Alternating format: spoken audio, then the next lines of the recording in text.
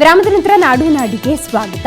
ವೇಶ್ಯಾವಾಟಿಕೆ ನಡೆಸ್ತಾ ಇದ್ದ ಲಾಡ್ಜ್ಗಳ ಮೇಲೆ ಹುಬ್ಬಳ್ಳಿಯಲ್ಲಿ ದಾಳಿ ನಡೆಸಿರುವ ಪೊಲೀಸರು 4 ಸ್ಟೂಡೆಂಟ್ಸ್ ಸೇರಿದಂತೆ ಒಟ್ಟು 20 ಜನರನ್ನ ಬಂಧಿಸಿದ್ದಾರೆ. ಖಚಿತ ಮಾಹಿತಿ ಆಧರಿಸಿ ದಾಳಿ ನಡೆಸಿದ ವಿದ್ಯಾನಗರ ಪೊಲೀಸರು ಹೊಸೂರು ವೃತ್ತದಲ್ಲಿರುವ ಮಂಗಳೂರು ಲಾಡ್ಜ್ ಹಾಗೂ ಸಂಭ್ರಮ ಲಾಡ್ಜ್ಗಳ ಮೇಲೆ ದಾಳಿ ನಡೆಸಿದ್ರು. ಈ ವೇಳೆ ಆರೋಪಿಗಳಿಂದ 18,000 ನಗದು ಹಾಗೂ 16 ಮೊಬೈಲ್ಗಳನ್ನು ವಶಕ್ಕೆ ಪಡೆದಿದ್ದಾರೆ. ಸಂಭ್ರಮ ಲಾಡ್ಜ್ನಲ್ಲಿ ಹುಬ್ಬಳ್ಳಿ ಕಾಲೇಜ್ ಒಂದರ ವಿದ್ಯಾರ್ಥಿನಿ ಹಾಗೂ ಗದಗ್ನಿಂದ ಬಂದಿದ್ದ ಓರ್ವ ವಿದ್ಯಾರ್ಥಿನಿ ಹಾಗೂ 2 ವಿದ್ಯಾರ್ಥಿಗಳನ್ನು ಬಂಧಿಸಿದ್ದಾರೆ. ಅಲ್ಲದೆ ಮಂಗಳೂರು ಹಾಗೂ ಸಂಭ್ರಮ ಲಾಡ್ಜ್ ಮಾಲೀಕರನ್ನ ವಿಚಾರಣೆಗೆ ಒಳಪಡಿಸಲಾಗಿದೆ.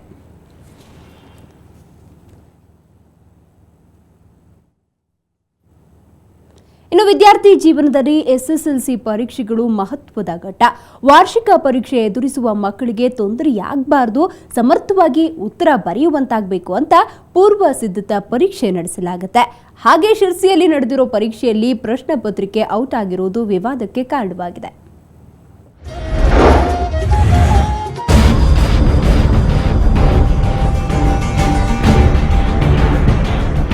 ಶಿರಸಿಯಲ್ಲಿ SSLC ವಿದ್ಯಾರ್ಥಿಗಳಿಗೆ ಪೂರ್ವ ಸಿದ್ಧತಾ ಪರೀಕ್ಷೆಗಳು ನಡೆಯುತ್ತಿವೆ. ಮಕ್ಕಳು ಕೂಡ ಶಿಸ್ತಿನಿಂದ ಪರೀಕ್ಷೆ ಬರೆಯುತ್ತಿದ್ದಾರೆ. ಇಲ್ಲಿಯ ಮಕ್ಕಳಿಗೆ ಯಾವುದೇ ಉತ್ತರವು ಕಠಿಣ ಎನಿಸುತ್ತಿಲ್ಲ. ಪ್ರಶ್ನೆ ಹಾಗೂ ಉತ್ತರ ಪತ್ರಿಕೆ ಕೈಗೆ ಸಿಕ್ಕ ಕೂಡಲೇ ಸರಸರನೆ ಉತ್ತರ ಬರೆಯುತ್ತಿದ್ದಾರೆ. ಇದಕ್ಕೆಲ್ಲ ಕಾರಣ ಅಂದರೆ ಪ್ರಶ್ನೆ ಪತ್ರಿಕೆಗಳು ಒಂದು ದಿನ ಮೊದಲೇ ಔಟ್ ಆಗಿರೋದು. ಈ ಅವಾಂತರಕ್ಕೆ ಶಿಕ್ಷಣ ತಜ್ಞರು ಬೇಸರ ವ್ಯಕ್ತಪಡಿಸುತ್ತಾರೆ. ನಾವು ಈಗ ಮಕ್ಕಳಿಗೆ ವಾರ್ಷಿಕ ಪರೀಕ್ಷೆಗೆ ಇರತಕ್ಕಂತಹ ಪ್ರಶ್ನೆಗಳ ಮಾದರಿಗಳನ್ನು ಇಲ್ಲಿ ಕೊಡ್ತೇವೆ. ಅವುಗಳಿಗೆ ಹೇಗೆ ಉತ್ತರವನ್ನು ಸಿದ್ಧಪಡಿಸಿಕೊಳ್ಬೇಕು ಅನ್ನೋದನ್ನು ಕೊಡ್ತೇವೆ. ಮಕ್ಕಳು ಮನೆಯಲ್ಲಿ ಅಕಸ್ಮಾತಾಗಿ ಸಿಕ್ಕಿಬಿಡ್ತು ಅಂದರೆ ಅದನ್ನು ನೋಡಿಕೊಂಡು ಶಾಲೆ ಒಳಗೆ ಅದಕ್ಕೆ ಯೋಗ್ಯವಾಗಿ ಉತ್ತರ ಬರೆಯುವಂಥದ್ದನ್ನು ಸರಿಯಾಗಿ ಕಲಿತುಕೊಂಡ್ರೆ ಅದರಿಂದ ಪರಿಣಾಮ ಕೂಡ ಚೆನ್ನಾಗಿ ಬರಬಹುದು. ಆದರೆ ಈ ಥರ ಆಗದ್ದು ತುಂಬ ವಿಷಾದ. SSLC ಪೂರ್ವ ಸಿದ್ಧತಾ ಪರೀಕ್ಷೆಯಲ್ಲಿ ಇವತ್ತು ಸಮಾಜ ವಿಜ್ಞಾನ ಪರೀಕ್ಷೆ ನಡೆಯಬೇಕಿತ್ತು. ಈ ವಿಷಯದ ಪ್ರಶ್ನೆ ಪತ್ರಿಕೆಯ ಬುಕ್ಲೆಟ್ ನಿನ್ನೆಯೇ ಮಕ್ಕಳಿಗೆ ಲಭ್ಯವಾಗಿದೆ. ಎಲ್ಲ ಮಕ್ಕಳು ಅದನ್ನು ಜೆರಾಕ್ಸ್ ಮಾಡಿ ಹಂಚಿಕೊಂಡಿದ್ದಾರೆ. ತಾಲೂಕಾ ಮಟ್ಟದಲ್ಲಿ ಈ ಪ್ರಶ್ನೆ ಪತ್ರಿಕೆ ತಯಾರಿಸಿ ಪರೀಕ್ಷೆ ನಡೆಸಲಾಗುತ್ತದೆ. ಆದರೆ ಎಲ್ಲಿ, ಯಾರಿಂದ, ಹೇಗೆ ಪ್ರಶ್ನೆ ಪತ್ರಿಕೆಗಳು ಬಯಲಾಯಿತೋ ಗೊತ್ತಿಲ್ಲ. ಈಗಾಗಲೇ 3 ಪರೀಕ್ಷೆಗಳು ಮುಗಿದಿದ್ದಾವೆ. ಈಗ ಇನ್ನು 3 ಪರೀಕ್ಷೆಗಳು ಉಳ್ಕೊಂಡಿದ್ದಾವೆ. ಅದರಲ್ಲಿ ಈಗಾಗಲೇ ತಾವು ತೋರಿಸಿದಂತೆ ವಿಜ್ಞಾನದ ಪತ್ರಿಕೆ ಲೇಔಟ್ ಆಗಿದೆ ಮತ್ತು ಜೆರಾಕ್ಸಲ್ಲಿ ಸಿಕ್ಕಿದೆ ಅಂತ ತಾವು ತೋರಿಸಿದ್ರಿ. ಅದನ್ನು ನಾನು ಒಂದ್ಸಾರಿ ನಾಳೆ ಅದನ್ನು ಪರಿಶೀಲನೆ ಮಾಡಬೇಕು. ಈಗ ಎಲ್ಲ ಶಾಲೆಗಳಿಗೂ ಈಗಾಗಲೇ ಮೂಡಿಸು ಆಗಿದೆ. ಅದು ಎಲ್ಲಿಂದ ಹೊರಗೆ ಬಂತು ಅನ್ನೋದ್ರ ಬಗ್ಗೆ ನಾವು ಇಲಾಖೆ ಕ್ರಮ ಕೈಗೊಳ್ಳುತ್ತೇವೆ. ಶಿಕ್ಷಣ ಸಚಿವ ವಿಶ್ವೇಶ್ವರ ಹೆಗಡೆ ಕಾಗೇರಿಯವರ ಸ್ವಕ್ಷೇತ್ರ ಶಿರಸಿ. ಇಲ್ಲೇ ಇಂಥದ್ದೊಂದು ಅಚಾತುರ್ಯ ನಡೆದಿರೋದು ಚರ್ಚೆಗೆ ಗ್ರಾಸವಾಗಿದೆ. ಶಿಕ್ಷಕರು ಯಾವ ರೀತಿ ಪ್ರಶ್ನೆ ಪತ್ರಿಕೆ ಕಾಯ್ದಿಟ್ಟುಕೊಳ್ತಾರೆ ಅಥವಾ ಇದನ್ನೆಲ್ಲ ಹಗುರವಾಗಿ ತೆಗೆದುಕೊಳ್ಳೋದು ಸರಿನಾ ಅನ್ನೋ ಪ್ರಶ್ನೆಗಳು ಕಾಡುತ್ತವೆ. ಇವೆಲ್ಲದಕ್ಕೂ ಶಿಕ್ಷಣ ಇಲಾಖೆ ಅಧಿಕಾರಿಗಳೇ ಉತ್ತರಿಸಬೇಕಿದೆ.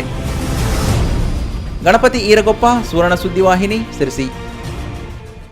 ಉಡುಪಿಯ ರಥಬೀದಿಗಳಲ್ಲಿ ಇವತ್ತು ಜನಭೋಜನ. ಅದ್ದೂರಿಯಿಂದ ನಡೆದ ಸೋದೆ ಶ್ರೀಗಳ ಪರ್ಯಾಯ ಮಹೋತ್ಸವಕ್ಕೆ ಸಹಸ್ರಾರು ಮಂದಿ ಸಾಕ್ಷಿಯಾದರು. ಪರ್ಯಾಯದ ನಂತರ ಸೋದೆ ವಿಶ್ವವಲ್ಲಭ ತೀರ್ಥರು ಮೊದಲ ದರ್ಬಾರ್ ನಡೆಸಿದರು.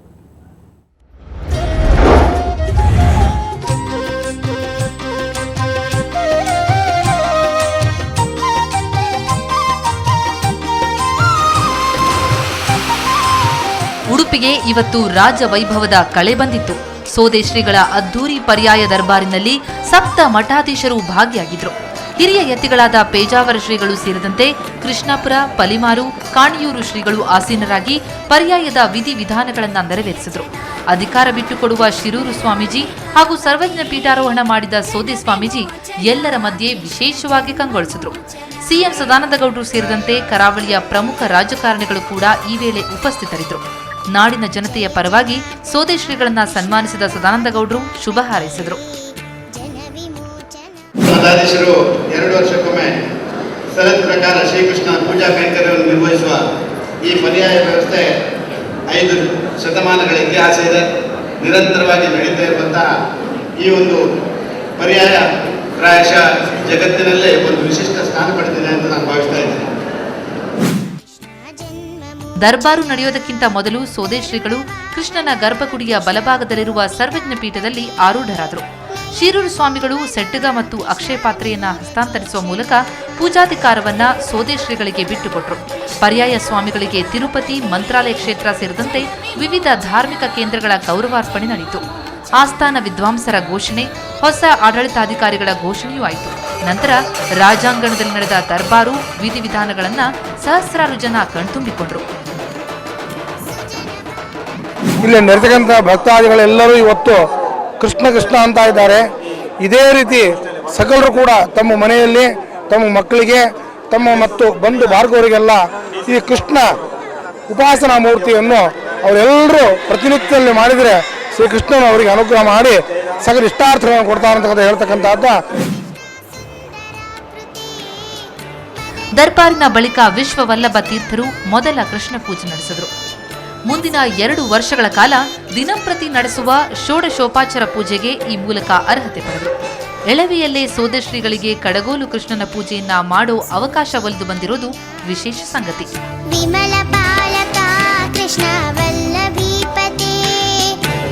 ಕ್ಯಾಮರಾಮನ್ ಹರೀಶ್ ಜೊತೆ ಶಶಿಧರ್ ಮಾಸ್ತಿಬೈಲು, ಸುವರ್ಣ ಸುದ್ದಿವಾಹಿನಿ, ಉಡುಪಿ. ಬೇಸಿಗೆ ಬಂತು ಅಂದರೆ ಗೊಮ್ಮಟಿನಗರಿ ಬಿಜಾಪುರಕ್ಕೆ ಕಾಲಿಡಲು ಹಿಂದು ಮುಂದೆ ನೋಡಬೇಕಾಗತ್ತೆ. ಆದರೆ ಈಗಲೂ ಅಲ್ಲಿನ ಜನ ಹೆದರುತ್ತಾ ಇದ್ದಾರೆ. ಯಾಕಂದರೆ ಬಿಜಾಪುರದಲ್ಲೀಗ ಚಳಿ ಅಬ್ಬರಿಸತೊಡಗಿದೆ. ಬೇಸಿಗೆಯಲ್ಲಿ ಬಿಸಿಯಿಂದ ಬಸುಗುಳಿತಾ ಇದ್ದ ಜನ ಈಗ ಚಳಿಯಿಂದ ಗಡಗಡ ನಡುಗ್ತಾ ಇದ್ದಾರೆ.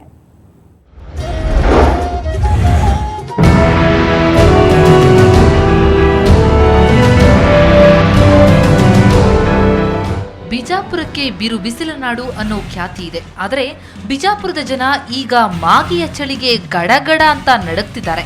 ಜನವರಿ 3ನೇ ವಾರಕ್ಕೆ ಕಾಲಿಟ್ಟಿದ್ರೂ ಜಿಲ್ಲೆಯಲ್ಲಿ ಚಳಿಯ ಪ್ರಭಾವ ಮಾತ್ರ ಕಡಿಮೆಯಾಗಿಲ್ಲ. ಪ್ರಸಕ್ತ ಅವಧಿಯಲ್ಲಿ ಉಷ್ಣಾಂಶ ಸತತ 2ನೇ ಬಾರಿಗೆ ಕುಸಿದಿದೆ. ಕನಿಷ್ಠ 10 ಡಿಗ್ರಿ ಸೆಲ್ಸಿಯಸ್ಗಿಂತ ಕಡಿಮೆ ತಾಪಮಾನ ದಾಖಲಾಗಿದೆ. ವಾಯುವ್ಯ ದಿಕ್ಕಿನಿಂದ ಬೀಸ್ತಿರೋ ಶೀತಗಾಳಿಯ ಪರಿಣಾಮ ಚಳಿ ಇನ್ನಷ್ಟು ಹೆಚ್ಚಾಗಿದೆ. ಮುಂಜಾನೆ ವಾಕಿಂಗ್ಗೆ ಹೋಗೋರು ಮನೆಯಿಂದ ಹೊರಬಿಡಲಿಕ್ಕೆ ಹೆದರುವಂತಾಗಿದೆ.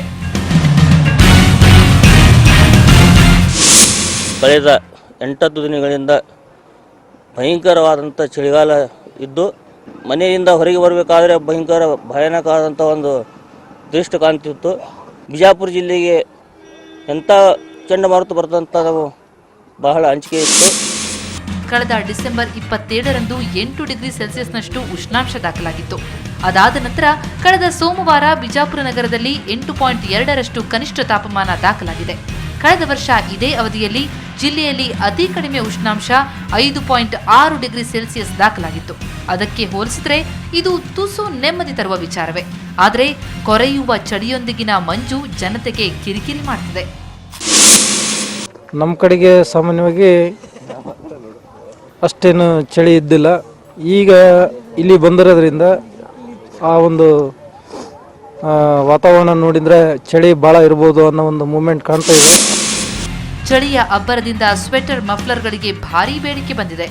ಮಳಿಗೆಗಳಲ್ಲಿ ಜನರು ಬೆಚ್ಚನೆಯ ಉಡುಪು ಖರೀದಿಸಲು ಮುಗಿಬೀಳ್ತಿದ್ದಾರೆ.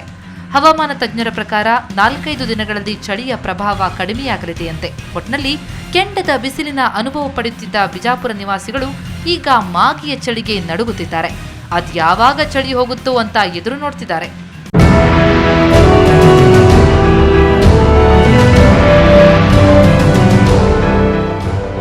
ರಾಜು ಪಾಟೀಲ್, ಸುವರ್ಣ ಸುದ್ದಿವಾಹಿನಿ, ಬಿಜಾಪುರ.